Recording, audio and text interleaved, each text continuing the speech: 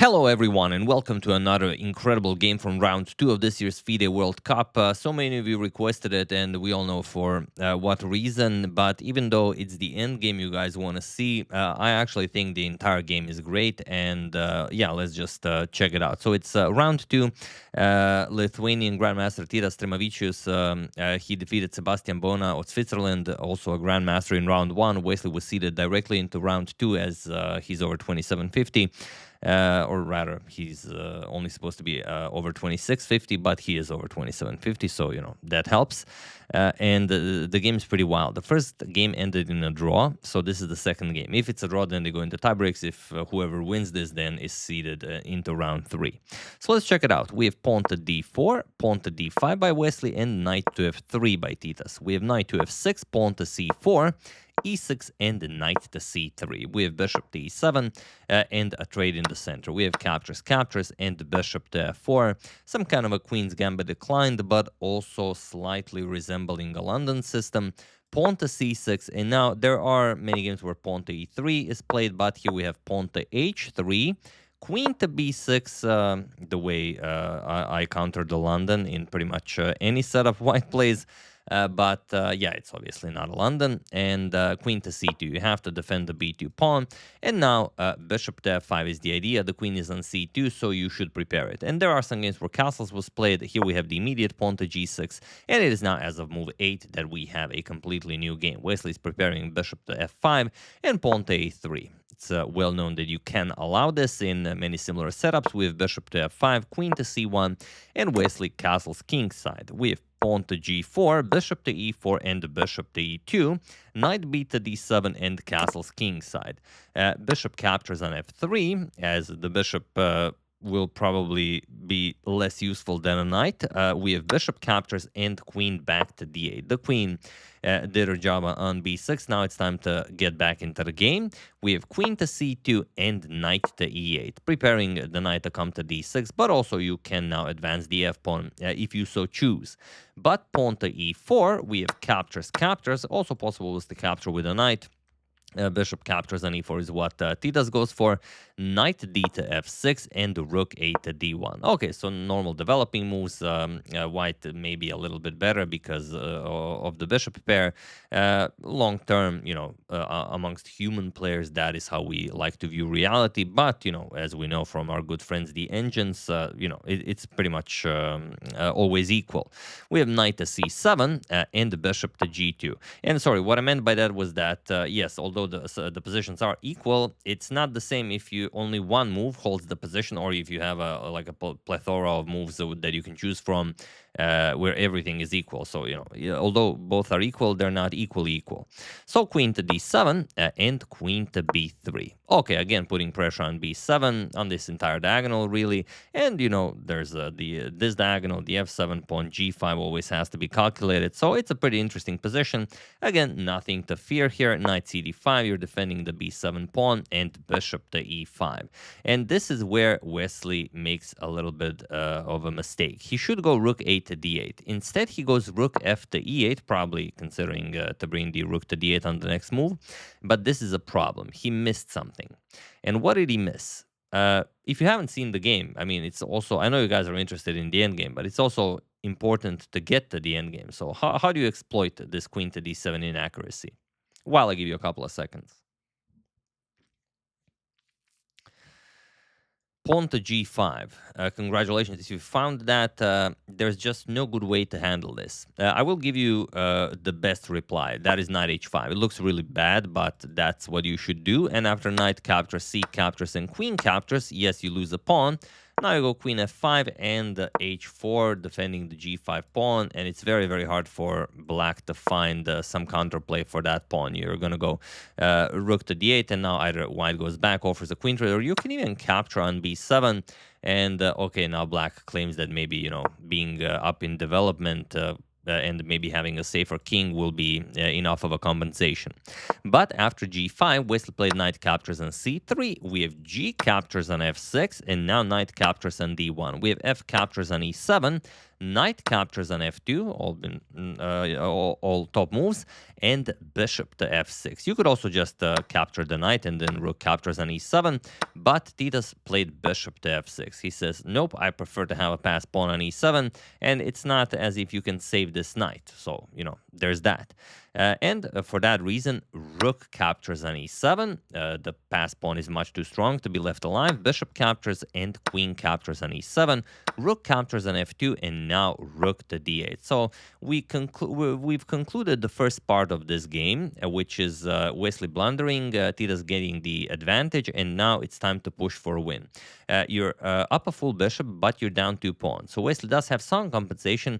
Is it enough? Well, first, let's get rid of the weakness on d4. It's on a dark square, also nothing's defending it. Let's get rid of it. Pawn to d5.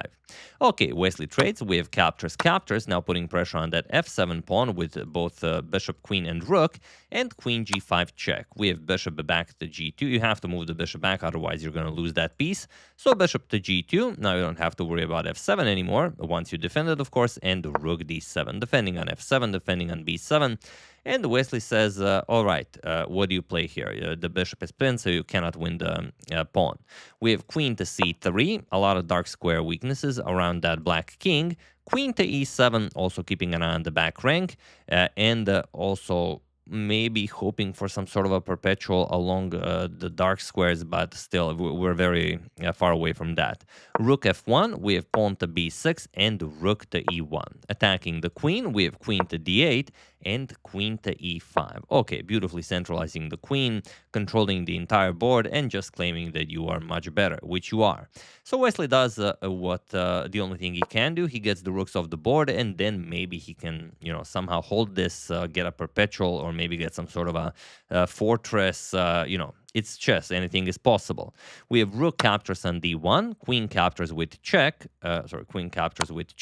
king to h2, and now pawn to h5. Okay, so you don't have to worry about getting checkmated with the rooks off the board, and if that bishop ever gets into the game, then you have so many checks that white will have to run away from, and probably white will have to create some sort of a fortress, not a fortress, but like a fortitude on the queen side, get the king all the way there to keep it safe, and then you can use the queen and bishop to attack the king, also maybe create some weaknesses on the queen side, and try to gain a winning advantage that way. So pawn to a3, pawn to h4, very important, keeping that g3 square occupied. So if if that queen loses control of this diagonal, you could easily get a perpetual here. Queen g3, queen e1, queen g3, and so on. So queen e8 check, we have king to g7, and queen back to e3. We have king to g8. Wesley says, all right, I'm up for a draw, and then we go into tie breaks, but there is no reason for Titas to allow that. We have queen to f2, queen to d8, and now king to g1. As he's decided with the bishop, he can play this position practically forever. Queen g5, we have queen to d4, and queen to g3. We have king to f1, and king to h7 by Wesley. Queen to c3, offering a queen trade, and Wesley declines. Queen g5, we have bishop to c6, and now queen back to e7. So as you can see, it is definitely not easy to make progress here with the white king being so wide open. So you have to create some sort of a bridge using your bishop and queen, and then the king can be hidden all the way on the queen side. Bishop to f3 was played, queen d6, we have bishop e2, queen f4 check, king to e1, and pawn to f5. Now Wesley is saying, all right, at some point you will be able to do this, so I also need to have some counterplay. So Wesley's plan is to get these pawns as far down as possible, exchange the g pawn for the h pawn, and then have two connected passed pawns with the king pushing, and then maybe with the queens off the board you can overpower the white bishop. So that is the only thing Wesley can do. We have king to d1. King to h6, we have queen to d2, offering a queen trade, and king to g5. Wesley says, all right, let's trade, but I want my king on f4 once the trade occurs. Bishop to b5, and here Wesley says, nope, you've missed it with bishop to b5. Now the position is equal, and Wesley trades queens, captures, and we enter the third part of this game, which is now, okay, Wesley blundered, then there was the advantage that you had to nurture all the way to a victory, but now all of a sudden the position is equal, bishop versus 2 pawns, but against an active king and almost two connected pass pawns created. So king to f4, we have bishop to e8 going after the pawn, and g5, bishop to d7, pawn to g4, we have h captures, f captures, and now king to e2, pawn to g3, and bishop to c6. We have king to e5, Wesley in no rush to advance those pawns. We have king to e3, and now Wesley should just do nothing. It's funny, sometimes in chess to do something you actually have to do nothing, but it's easier said than done. If you've ever played classical, if you have ever sat at the board for hours and then had to make a simple decision, you'd be surprised at what you can do. So Wesley should just play king f5, but he played pawn to h3, and he commits a cardinal sin. But it will be repaid, because here we have bishop to d7, only move that wins, but that's not why you guys are interested in this. We're going to get to that. And the point is that now if you play g2, king f2, and both pawns are easily stopped, you're just going to capture them, and then you will have just a bishop with 2 pawns each on the queen side, completely winning for white. So after bishop d7, h2 was played, but this is now much different than this. This is a draw. This is not a draw, because the white king will be so much closer to the action. Bishop to c6, stopping the pawns from entering the light squares. King to d6 by Wesley, and bishop to g2. We have king to c5, b3, cutting off the black king completely, and pawn to a5. You have to create some sort of a weakness on the queen side. King to d3, and b5. We have bishop to f3, king to d6, and king to d4. Just gaining more space with the king, and king to e6. And now, believe it or not, if you played this position against your uncle, you would just play king c5 and win the game on the spot. I imagine, as Titas' opponent is the great Wesley So, he says, all right, surely, I have to play the most precise moves possible. And he goes bishop to e4, which doesn't change anything. His position is still completely winning, but why not go king c5? I mean, but okay, king f6, we have king to d5 and king to g5, followed by king to e5. Okay, still cutting off the black king from doing anything.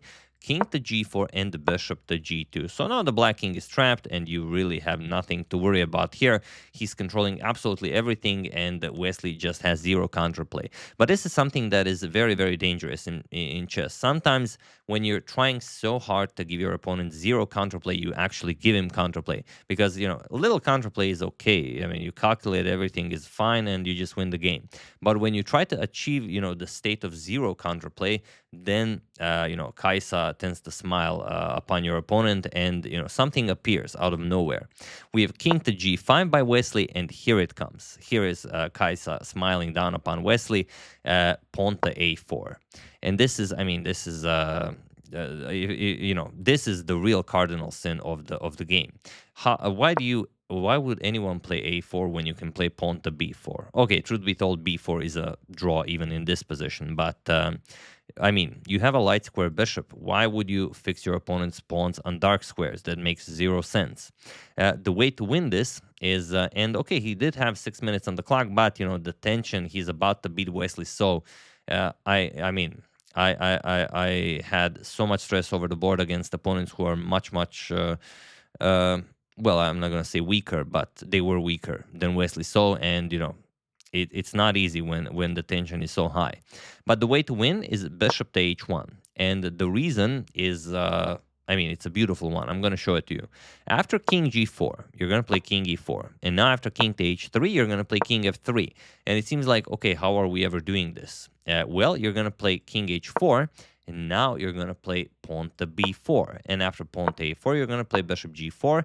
You take away the h3 square. And that's pretty much it. And you might think, why is this even, so hard? Why is anyone thinking about this? I mean, it's he's up a full bishop. Why are we discussing this so much? Well, it's because what happened in the actual game. In the actual game, after king g5, pawn to a4 was played, which is not the way to go. Now the position is actually completely equal. And after pawn to b4, king to e4 was played, and Wesley played king g4, but also upon placing his king on g4, he also resigned the game, as he thought that there is nothing more to be done here. But it's very, very much different, because now if you try to get this the exact same position that we've discussed, and you can, and you must if you want to win this game, then after king to e3, look at this, king h4, king to f3, okay, it's the exact same position. Now there's a hidden secret, pawn to h1 queen. And you're probably, okay, what is this? You're probably, pulling our finger.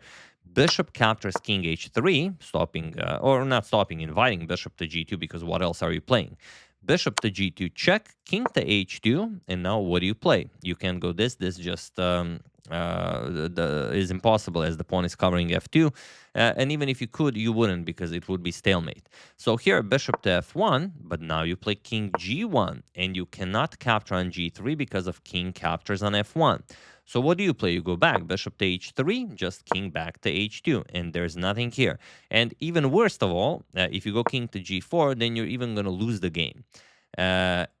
G2, and that's it. Just bishop captures, king captures, and now once the kings march all the way to the other side of the board, captures, and the kings move, you start marching your pawn. This comes with check, and it's an a pawn, so it's an a pawn on a6, not on a7, so it's a winning position. If it was on a7 already, then, as you know, a, c, f, and h are a draw. Of course, you know this as you have studied the end game.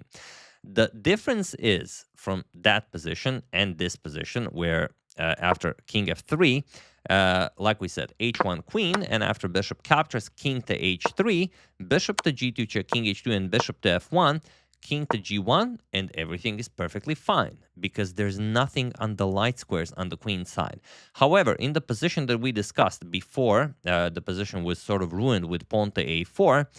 If you go into that line now, bishop to h1, king g4, king e4, king h3, king f3, king h4, and now you play b4. a4, or captures, doesn't really matter. It's important that the b5 pawn is on a light square.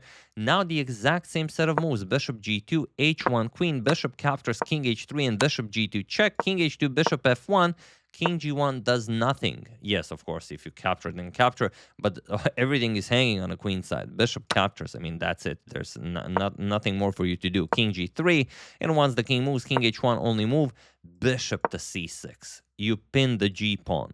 Only move king g1, and now you do whatever you want, really. b5 doesn't really matter. King to f1, now you can capture the pawn, and then you advance the pawn to victory without any stalemates, without any tricks, without anything.